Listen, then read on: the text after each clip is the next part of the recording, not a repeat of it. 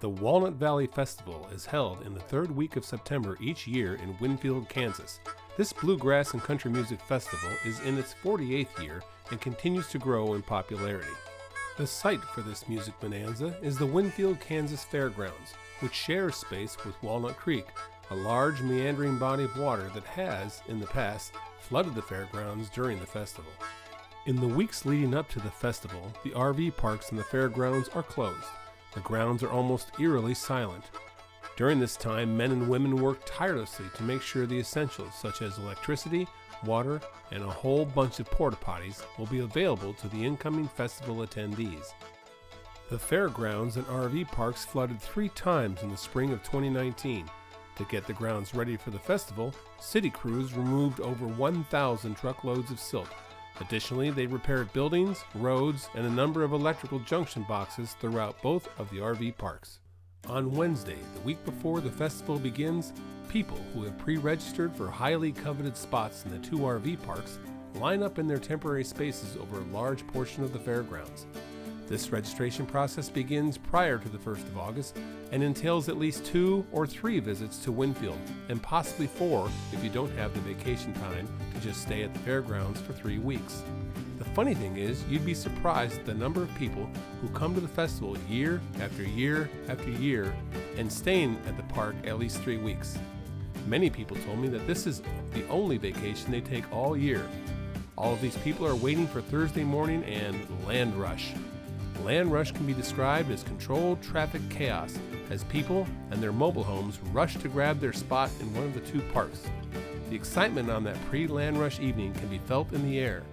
People are out meeting each other, renewing old friendships, sharing stories of years past, and of course, playing music.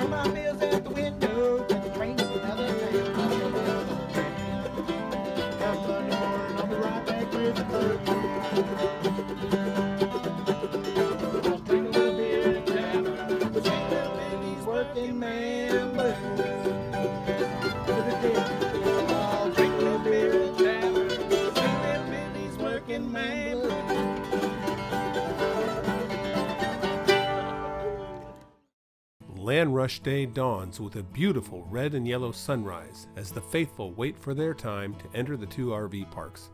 These parks rapidly change from a ghost town of open fields and empty streets into something that resembles an upscale used trailer lot. These campgrounds have not been specially designed to handle the large number of visitors during the festival, so land is at a premium. You'll find RVs on the side of hills and down by Walnut Creek. Many visitors have banded with others to create large camps containing RVs, buses, and tents. If there is space on the ground, you can almost guarantee that someone will try to set up a temporary home in it. Campers make do as best as they can. As you can imagine, electricity and water are at a premium. You may ask yourself, what kind of people are visiting this music festival? I wondered that very same thing the first time I visited Winfield in 2018, which is why I decided this year to interview a number of people at the festival to ask that very question. When you look around the fairground, you see people from all age groups, from senior citizens all the way down to newborn babies. There are 2 RV park sections at the fairgrounds, Walnut Grove and Pecan Grove. While both camps are populated by musically talented people who stay up until all hours of the morning playing a wide assortment of music, the crowd in Pecan Grove historically tends to be a bit more rowdy. I was anxious to hear their stories, beginning with how many years they've been coming to Winfield. I've been coming here 12 years. I've been coming to Winfield since 1994. 6. This is my 6th. This is my 30th year. Probably about 10 or 11 years. I've been coming to Winfield since 1981. Let's see, I've been coming to Winfield for probably about 20 years, probably going on 20 years. We've been coming down here for 39 years. And what keeps you coming back to Winfield year after year? Playing music with friends. Sam Stone came home to his wife and family after serving in the conflict overseas. The music is part of it, but more the camaraderie of all the people that are here, the people that are camping in this camp spot here. A lot of them aren't here this year, but we've all been coming, for most of them, for the last 20 years of that time. And we come from California, Arizona, Tennessee, all over the country, and we meet in a field and spend anywhere from 7 to 9 days together, 24 hours a day, which is more time than you spend with your family in a year. We keep coming back to Winfield because of the camaraderie, the family atmosphere, see people you only see once a year, and it all feels like home still.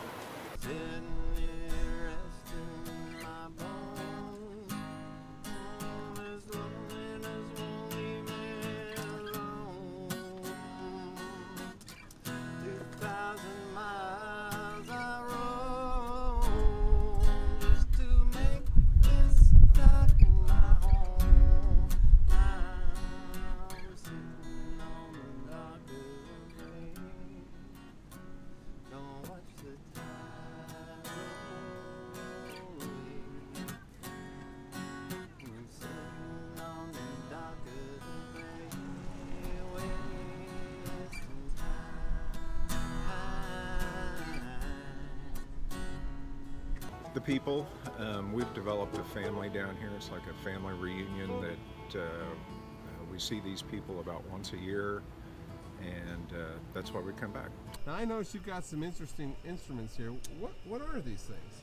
Well, they're fretless banjos. These are minstrel banjos, right? Okay. They used to be perfectly good drums until I brutally chopped them in half and turned them into these. And do they sound pretty good? I think so. Give me a demo there. I was standing by my window on a cold and cloudy day when I saw that hearse come rolling for to carry my mama away. Will the circle be unbroken by and by, Lord, by and by? And there's a better home awaiting in the sky, Lord, in the sky.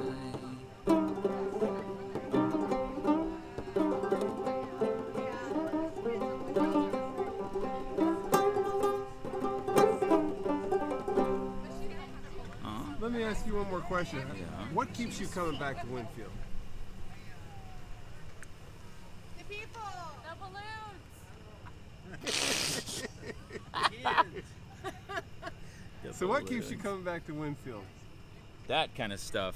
A memorable event for me was a night that Brian Bowers, who's an auto harp player and storyteller, was up on stage one. It was late at night, packed completely, and he had the entire area totally quiet, holding hands.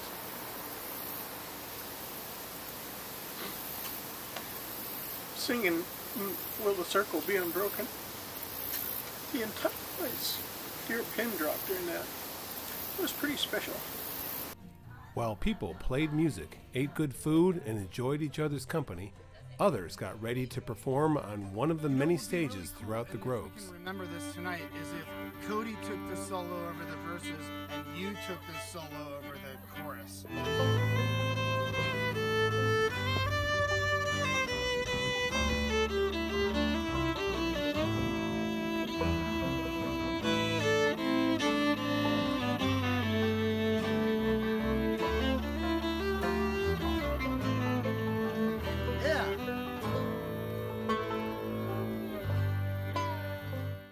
One of the most popular bluegrass instruments at the festival is the mountain dulcimer.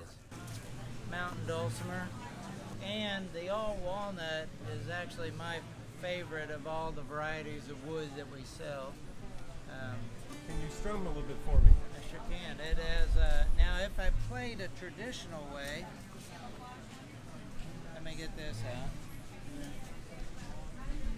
They would play with a noter traditionally, and it's a do-re-mi scale, so it's like the white keys on a piano. Okay. It's just a short stick there.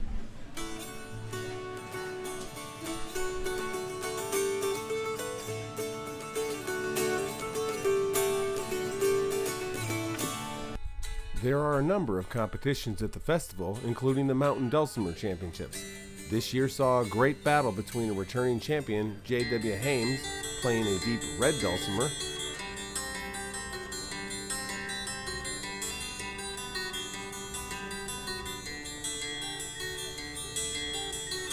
and a 17-year-old newcomer, Grant Olson from Andover, Minnesota, who switched mid-competition to using a homemade cardboard and wood dulcimer.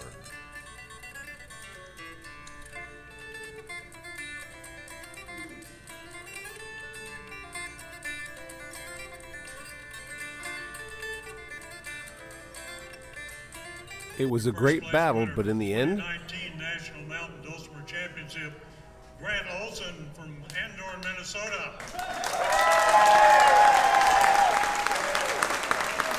Tell me a little bit about your dulcimer here.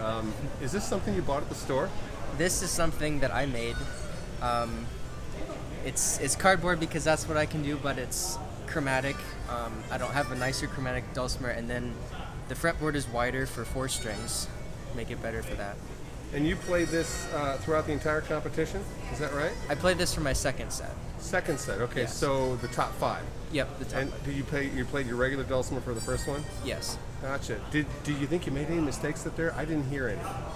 I mean, mistakes, or maybe it wasn't as clear as I wanted, but it was pretty good. Gotcha. And when you got to the top 5, did you feel solid, or did you think you were, were you super nervous, or were you able to stay on top of it? I wasn't too nervous. I was nervous, but... And you're 17 years old, is that right? Yep. What do you plan on doing moving forward with your dulcimer? Are you think you're going to continue doing this maybe as a living, or is this going to be mostly a hobby for you?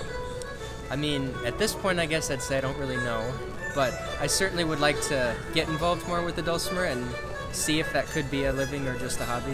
Gotcha. Well, being your first time down here, I think you did fantastic. Thank you very much. Yeah, thank you. Grant was accompanied by his parents, who, of course, were incredibly proud of his accomplishment. The hammer dulcimer competition was no less exciting, with Ben Hagwood from Mineral Point, Missouri, coming in a close second place to winner Nate Polterak from Saranac, New York.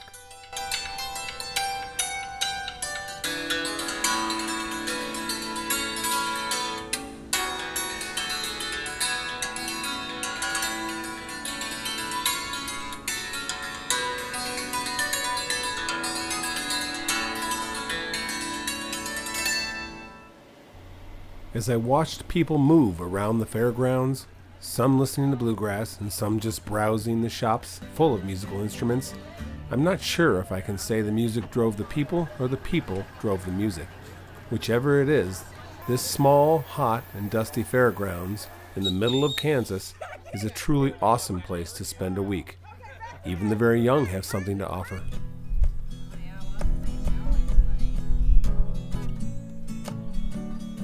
So playing with glow sticks makes you smile.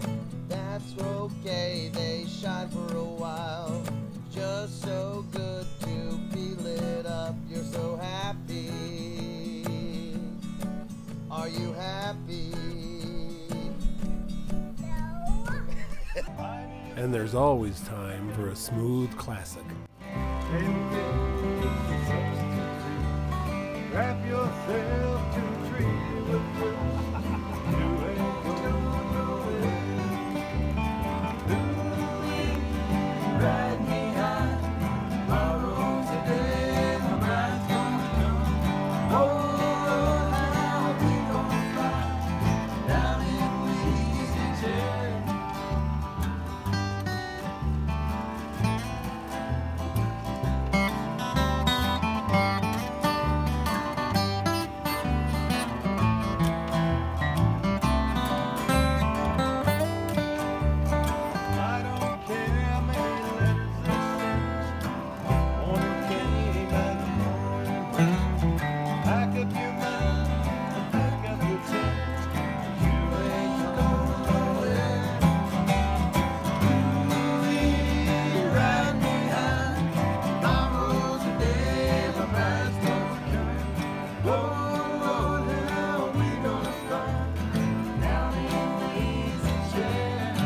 I see you have a whole bunch of musical instruments. Can you tell me a little bit about what you play?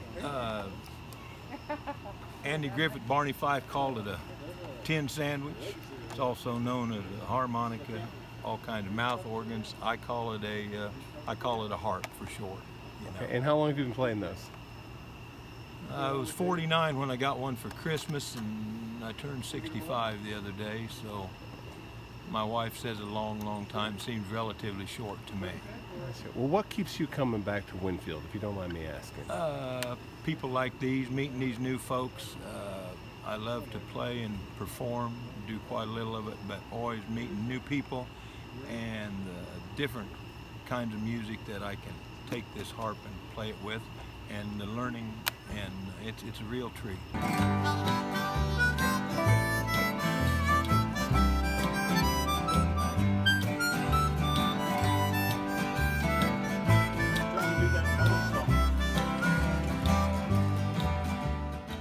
And the music just keeps on coming. Listen to that mandolin.